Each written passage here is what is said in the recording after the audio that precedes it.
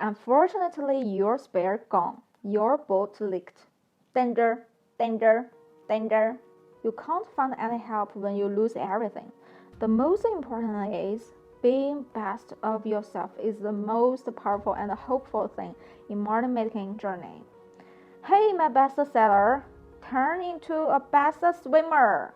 In the real world, many rich people sadly experience such hopeless financial moments. For example, Ray Dalio, the founder of Bridgewater, who lost everything in 1980s, had to borrow money from his parents to support his own families.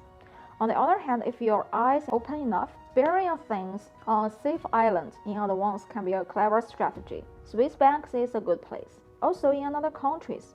If you are in developed countries, invest some stocks or real estate in emerging powers such as China and Vietnam. If you are in undeveloped countries, implement your strategies in the United States or the UK. Since one financial system has not yet been able to work for the whole world, once some park breaks down, there are always other safe places